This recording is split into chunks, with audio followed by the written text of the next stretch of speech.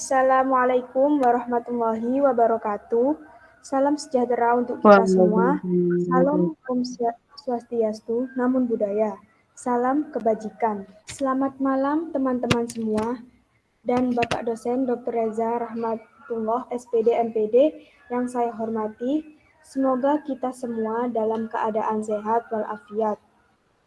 Kami dari kelompok 8 yang akan memaparkan materi tentang politik yang beranggotakan Maulidia Zahra Asania sebagai moderator dan presentator pertama dengan NIM akhir 190. Selanjutnya juga ada Fariza Rafikoh sebagai presentator kedua dengan NIM akhir 170. Selanjutnya juga ada Aulia Faza sebagai presentator ketiga dengan NIM akhir 176, dan yang terakhir ada Adelia Khoiri dengan NIM akhir sebagai presentator keempat dengan NIM akhir 192. Di sini kelompok kami akan memaparkan materi dengan pokok bahasan yang pertama yaitu 1. Pengertian politik,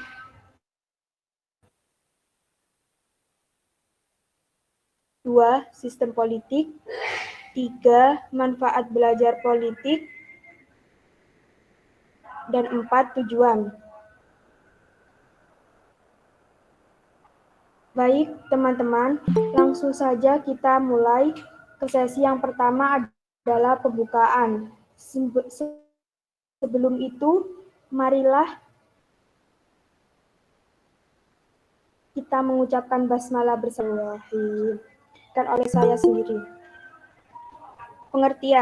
Pengertian politik yang berasal dari bahasa Yunani yaitu politeia, yang katanya polis atau kesatuan masyarakat yang berdiri sendiri, yaitu negara, dan tei berarti urusan. Yang kedua dalam bahasa Indonesia, politik yaitu polotok, dalam arti politicis atau kepentingan umum warga negara suatu bangsa. Yang selanjutnya yaitu dalam bahasa Inggris, politik adalah suatu rangkaian asap atau prinsip, keadaan, cara, dan alat yang digunakan untuk mencapai cita-cita atau menyangkut proses penentuan tujuan negara dan cara melaksanakannya. Selanjutnya dalam arti kepentingan umum politik, yaitu suatu rangkaian prinsip, keadaan, serta jalan dan alat yang akan digunakan untuk mencapai tujuan tertentu atau suatu keadaan yang kita kehendaki. Selanjutnya dalam arti kebijakan politik, penggunaan pertimbangan tertentu yang dianggap lebih menjamin terlaksananya suatu usaha, cita-cita, atau keadaan yang kita kehendaki. Selanjutnya yaitu teori. Teori 1. Menunjukkan teori sebagai pemikiran spekulatif tentang bentuk dan tata cara pengetahuan pada kajian sistematis tentang segala kegiatan dalam masyarakat untuk hidup dalam kebersamaan.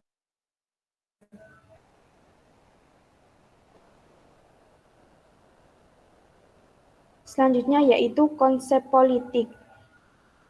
Yang pertama ada klasik.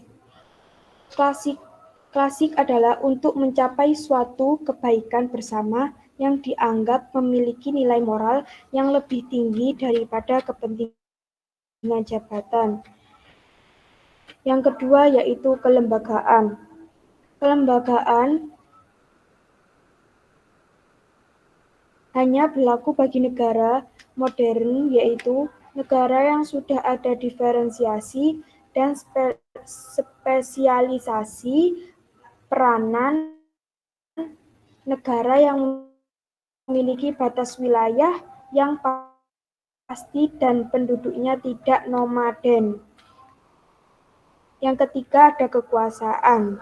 Kekuasaan itu kegiatan mencari dan mempertahankan jabatan atau menentang pelaksanaan jabatan.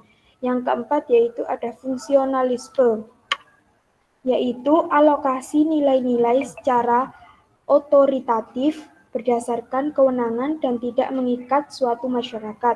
Yang kelima ada konflik. Konflik yaitu kegiatan untuk memperjuangkan perumusan dan kebijaksanaan umum dalam rangka usaha untuk tujuan dan mendapatkan mempertahankan nilai kebaikan. Selanjutnya yaitu ada tujuan konsep. Yang pertama, untuk mengupayakan suatu kekuasaan yang ada di masyarakat dan pemerintah bisa diproses, dikelola, dan diterapkan. Yang kedua yaitu untuk membuat suatu kekuasaan yang ada di masyarakat dan pemerintah.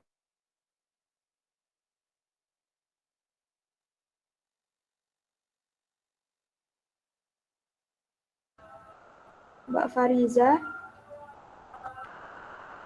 Baik, terima kasih Mbak Maulidia atas waktu. Yang selanjutnya ada sistem politik.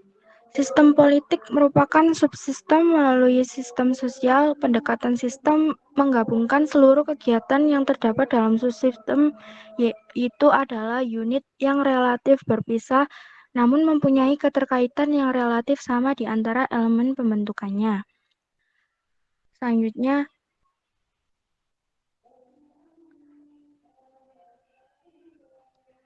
makna dari sistem politik memahami dengan cara menjabarkan sebuah kata yang dapat membuat istilah dalam sistem politik karena pemahaman yang didapat diperoleh oleh masyarakat umum akan berbeda. Politik mengacu pada penggunaan instrumen otoritatif dan koersif. Ini siapa yang berhak menggunakannya dan dengan tujuan apa. Selanjutnya ada fungsi sistem politik. Sistem politik mempunyai fungsi 1. Berfungsi sebagai mendefinisikan keperluan. 2. Berfungsi sebagai penggabungan keperluan. 3. Berfungsi sebagai pembuatan peraturan umum. 4. Berfungsi sebagai penerapan peraturan. 5. Berfungsi sebagai komunikasi politik. 6. Berfungsi sebagai sosialisasi politik. Metode politik merupakan suatu cara yang dipergunakan untuk mencapai suatu tujuan. Metode politik dibagi menjadi dua. Yang pertama ada metode induksi. Metode induksi merupakan serangkaian strategi ataupun prosedur-prosedur penarikan kesimpulan-kesimpulan umum yang diperoleh berdasarkan proses pemikiran setelah mengkaji peristiwa-peristiwa yang bersifat khusus atas dasar fakta-fakta teoritis yang khusus ke yang umum. Yang kedua ada metode deduksi. Metode deduksi merupakan serangkaian strategi ataupun prosedur dengan penarikan kesimpulan dari keadaan yang umum ke yang khusus. Dan biasanya penelitian yang demikian baik dilakukan dalam pendekatan yang kuantitatif. Selanjutnya, Ya, macam-macam politik. 1. Demokrasi. Demokrasi ialah terdapat kewajiban rakyat untuk mengikuti pemerintah. Namun, dalam peningkatannya, pengertian tersebut sudah mendapati banyak transformasi, terutama karena aspek politik, ekonomi, sosial, dan budaya. Yang kedua ada kediktatoran.